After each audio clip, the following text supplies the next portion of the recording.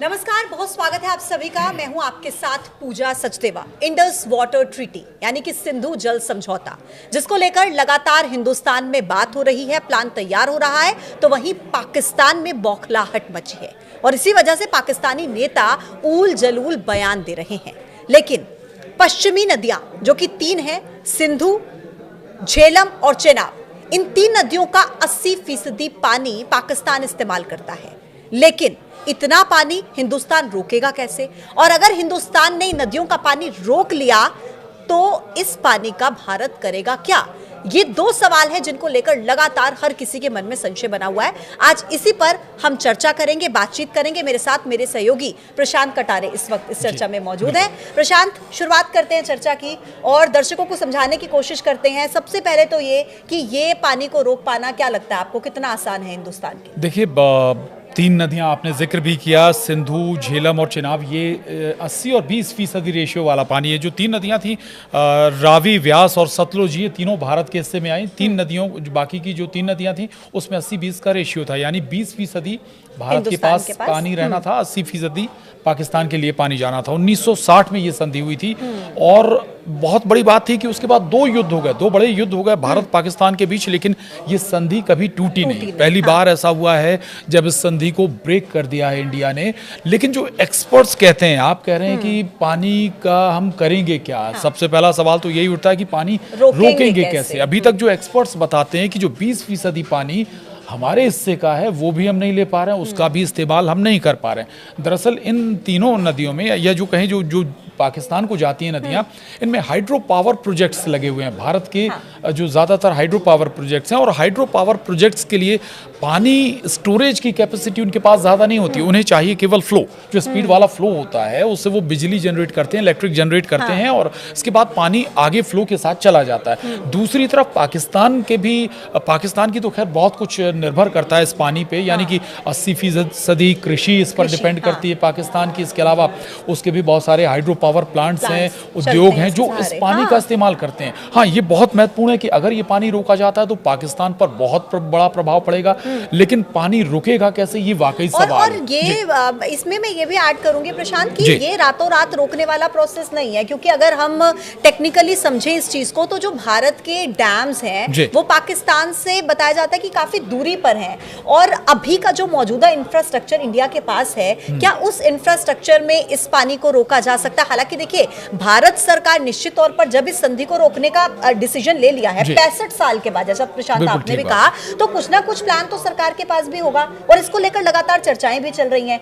आज ही अभी थोड़ी देर पहले जो एक मीटिंग हुई जिसमें जल शक्ति मंत्री भी उसमें मौजूद थे, तो उसमें 3 प्लान्स को लेकर सबसे ज्यादा बात हुई। एक प्लान शॉर्ट टर्म, एक मिड टर्म और एक लॉन्ग टर्म। मतलब कि अभी आप कितना पानी रोक सकते हैं, जितना इंफ्रास्ट्रक्चर आपके पास हो। कि मुझे बहुत सही प्लान लग रहा है कि आप अभी पर फोकस कर रहे हैं, आप मिड टर्म पर फोकस कर रहे हैं, फिर आप लॉन्ग टर्म पर फोकस कर रहे हैं, क्योंकि इस पानी के रुकने से ये तो मतलब कंफर्म है प्रशांत कि पाकिस्तान को भविष्य का खतरा तो सता ही रहा होगा ना, कि भविष्य में हमारा क्या होगा अगर पानी रुक जाता है तो। बिल्कुल, वाकई ये आपने बहुत बड़ी बात कही। आपने 3 प्लान बताए। हालांकि जल शक्ति मंत्री इससे पहले ये भी कह रहे थे कि हम एक बूंद पानी नहीं देंगे, लेकिन नल की टोटी नहीं है कि हमने बंद किया और एक एक बूंद पानी, नल की टोटी भी एक एक बूंद पानी गिराती है।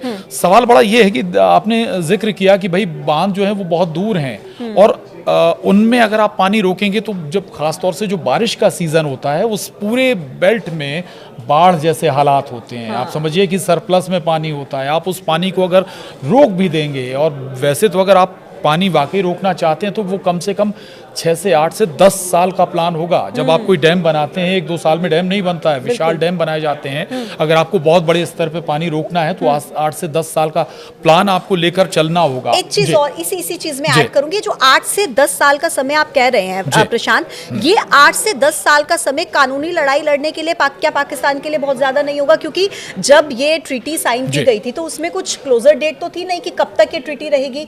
तो ऐसे में क्या कानूनी तौर पर इंटरनेशनल लेवल पर अगर पाकिस्तान के पास वो कानूनी लड़ाई लड़ने का समय होगा, एक चीज ये, और दूसरी चीज ये कि अगर पाकिस्तान, क्योंकि रोना बिलखना तो पाकिस्तान का वैसे ही शुरू हो चुका है अभी से, और ऐसे बयान आपने सुना होगा, बिलावल भुट्टो क्या कह रहे हैं, या तो सिंधु नदी से पानी बहेगा या खून बहेगा। तो खून जब आए, आतंक जब आए, तो ये नसों में जो पाकिस्तान की बसता है ना, तो ये जो रोना है इनका दोबारा भी शुरू होगा इंटरनेशनल लेवल पर। हालांकि अब हर कोई, पूरी दुनिया, कितनी बार पूरी दुनिया के सामने पाकिस्तान बेनकाब हो चुका है, लेकिन ये जो लीगल लड़ाई लड़ने का एक समय है, आपको लगता है कि पाकिस्तान को मिल जाएगा ये? बिल्कुल, देखिए बिल्कुल समय होगा पाकिस्तान के पास। पाकिस्तान अंतर्राष्ट्रीय कोर्ट में इस मामले को लेकर जा सकता है। दूसरा, जब ये संधि हुई थी तो मध्यस्थता विश्व बैंक ने की थी इसकी, इस संधि की मध्यस्थता, उसी की मध्यस्थता में ये संधि कंप्लीट हुई भी थी। और अब लेकिन ये चूंकि संधि टूट गई है तो अब बहुत सारे विकल्प भारत के पास भी खुल गए हैं। मसलन की ये कि भारत कोई भी निर्माण करेगा बगैर पाकिस्तान को बताया करेगा, बगैर दूसरा,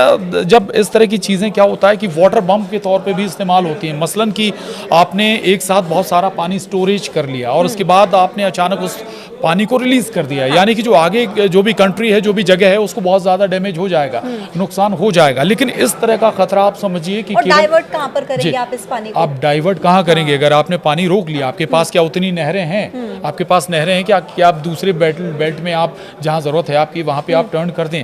उतना इंफ्रास्ट्रक्चर बनाने के लिए भी आपको सालों लगेंगे।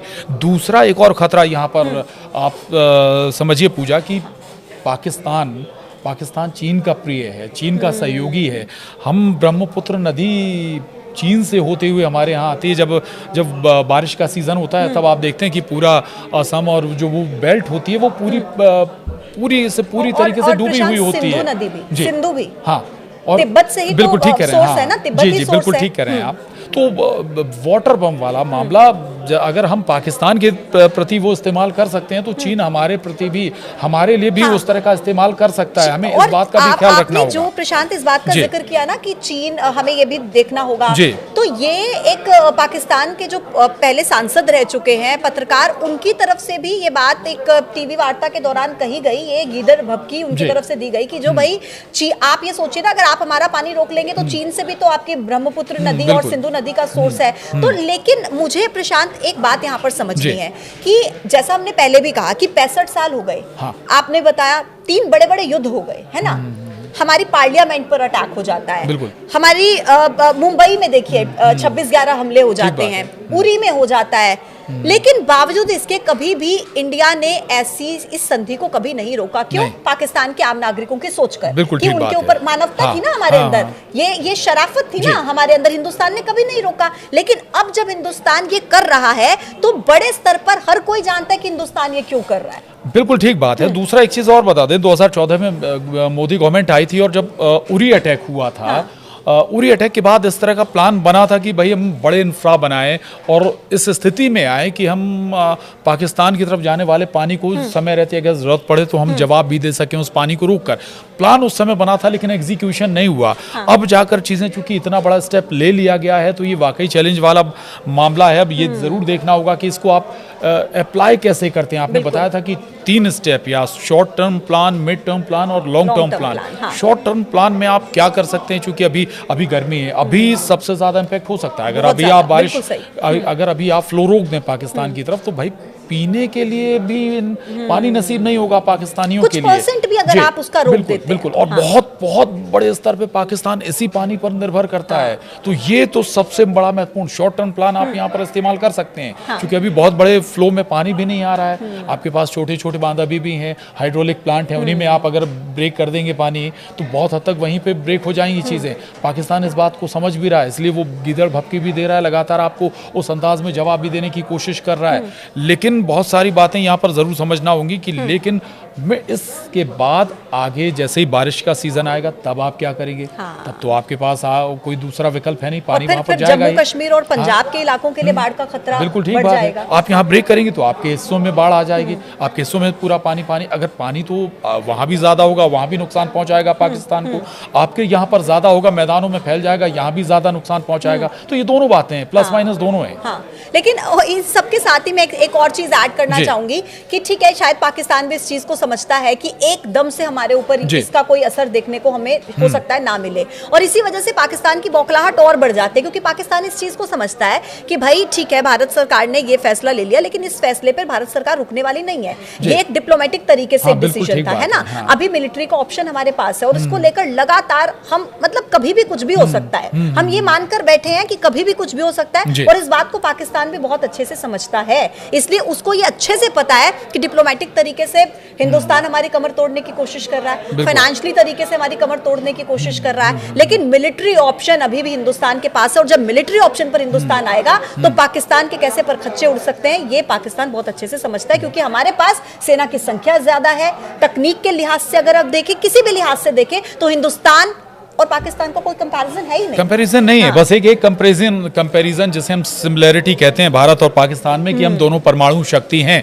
अगर आप कंपैरिजन करेंगे, आपने जवानों का कंपैरिजन करेंगे, हम डबल हैं। आप हमारे फाइटर जेट्स का कंपैरिजन करेंगे, हम डबल हैं। आप हमारे टैंक्स का अगर कंपैरिजन करेंगे तब भी हम डबल हैं, और भी जो भी मशीनरी है आप उनका अगर कंपैरिजन करेंगे तो हम हर हाल में डबल हैं। लेकिन आप समझिए कि पाकिस्तान भी दूसरी तरफ वो जंग की तैयारी कर रहा है। उसने सिंधु जल समझौते से बाहर आने, भारत के बाहर आने को एक्ट ऑफ वार कहा है, कि ये वार के लिए आपने सिग्नल दे दिया, आप वार की पोजीशन में आ गए। और संभव हो सकता है कि पहले इस तरीके के कदमों से भारत पाकिस्तान को तोड़ने की कोशिश कर रहा हो, कमजोर करने की कोशिश करे, और उसके बाद एक घेरा जो कह सकते हैं, आपने कहा कि मिलिट्री हमारी जो थल सेना है उसके जरिए भी हम एक्ट कर सकते हैं, वायुसेना के जरिए भी हम एक्ट कर सकते हैं। और तीसरा हमारे पास एक जो बड़ा ऑप्शन है, बहुत मजबूत है, हमारी नेवी के पास, हमारे पास परमाणु अटैक करने की क्षमता है। हमारे पास ऐसी पनडुब्बियां हैं जो परमाणु अटैक कर सकती हैं, पाकिस्तान के बहुत नजदीक जाकर घेर सकती हैं। यानी कि हमारे पास उनसे ज्यादा वॉरशिप है हमारे पास। यही तो डर कहीं ना कहीं है ना पाकिस्तान के भीतर, और ये उनके बयानों में दिखता है। प्रशांत, अगर आप देखेंगे, देखिए यहाँ कंपैरिजन कीजिए कि हिंदुस्तान क्या कहता है, पानी और खून एक साथ नहीं बह सकता। पाकिस्तान क्या कहता है, या तो पानी बहेगा या उनका खून बहेगा। ये आप डिफरेंस देख रहे हैं स्टेटमेंट में, कि हिंदुस्तान का क्या स्टेटमेंट है और पाकिस्तान का क्या स्टेटमेंट है। इसके अलावा जो परमाणु शक्ति की हमने बात की है, अच्छा आपने कभी क्या हिंदुस्तान की तरफ से कोई ऐसा बयान सुना परमाणु शक्ति को लेकर के, न्यूक्लियर अटैक को लेकर के? हमेशा ये न्यूक्लियर अटैक की गीदड़ भभकी पाकिस्तान की तरफ से क्यों दी जाती है? क्योंकि उन्हें पता है मूर्ख देश है और उनके पास इसके अलावा कुछ बोलने को है नहीं, तो बार बार इसी बात का जिक्र करते हैं। परमाणु बम का आपने जिक्र किया। परमाणु बम को लेके अभी पाकिस्तान की तरफ से कुछ बयान भी आए थे कि हमारी ऐसी कोई नीति नहीं है कि हम पहले परमाणु बम का इस्तेमाल नहीं करेंगे। ये लेकिन भारत बहुत लगातार ये एक लाइन लेता रहा है कि हम पहले परमाणु बम इस्तेमाल नहीं करेंगे, मानवता की लाइन पर लेकर। लेकिन मैं फिर कहूँगा, जो नई गवर्नमेंट आई है उसमें मनोहर पर्रिकर रक्षा मंत्री हुआ करते थे, राजनाथ सिंह रक्षा मंत्री हैं। इसके बाद ये लाइन ली गई है कि हाँ हमारी वो लाइन हुआ करती थी, लेकिन समय और परिस्थिति के हिसाब से हम ये लाइन बदल भी सकते हैं। जरूरी नहीं कि अगर हमें लगेगा कि हमारी सुरक्षा खतरे में है तो फिर हम ये रणनीति भी बदल देंगे। हम इसमें संकोच नहीं करेंगे। अगर हमें पहले परमाणु हथियार का इस्तेमाल करना पड़ा, दूसरा अब चूंकि परमाणु हथियार की बात आती है, हमारे पास इतने सिस्टम्स हैं जो मिसाइल को आने से पहले ही खत्म कर सकते हैं। रशिया से हमने बहुत बड़े ऐसे सिस्टम्स लिए हैं जो एक साथ कई मिसाइलों को ध्वस्त कर सकते हैं। ऐसी बहुत सारी परमाणु मिसाइलें भी अगर हमारे ऊपर एक साथ दागी जाती हैं तो उससे भी हम ब्रेक कर सकते हैं, वहीं पर खत्म कर सकते हैं। और सोचिए कि अगर वो प्रशांत इस बात पर आते हैं कि हिंदुस्तान हर उस शक्ति से सक्षम है जिसकी जरूरत इस वक्त पाकिस्तान के अगेंस्ट वो इस्तेमाल कर सकता है, लेकिन हमारा हिंदुस्तान एक बहुत ही समझदार देश है और वो सक्षम देश है, बहुत सक्षम देश है, लेकिन वो हर फैसला सोच समझ कर लेगा। लेकिन इतना जरूर है कि जो भी फैसला होगा पाकिस्तान को उसका खामियाजा तो जरूर इस बार भुगतना होगा। बिल्कुल, बहुत चूंकि हम लोग समझ के हो रहे हैं, एक छोटी बात और जोड़ देंगे। चूंकि अभी स्थिति ये है कि अभी ज्यादातर विश्व समुदाय, विश्व के तमाम बड़े देश भारत के ऊपर हुए इस हमले की निंदा कर रहे हैं, भारत के साथ खड़े हुए हैं। और इस मौके का हमें लगता है कि चीन ठीक कह रहे हैं आप, चीन। और मुझे लगता है कि शायद भारत इस मौके का फायदा जरूर उठाना चाहेगा। बहुत सारे उदाहरण हैं भाई। अब देखिए, इजराइल लगातार अगर उसके ऊपर एक अटैक होता है तो उसका जवाब बहुत जबरदस्त तरीके से देता है। दूसरे अलग अलग मोर्चे हैं। तो दूसरा एक और पहलू है कि भारत की जनता भी इस वक्त चाह रही कि आप जवाब दीजिए। और जब जनता का समर्थन कहीं पर होता है, साथ ये जो एकता होती है, तो फिर क्या हो सकता है ये आपको हिंदुस्तान जरूर दिखा देगा। आज के लिए इतना ही। कल फिर से होगी मुलाकात एक नए वीडियो के साथ। तब तक के लिए आप देखते रहिए News 18। नमस्कार।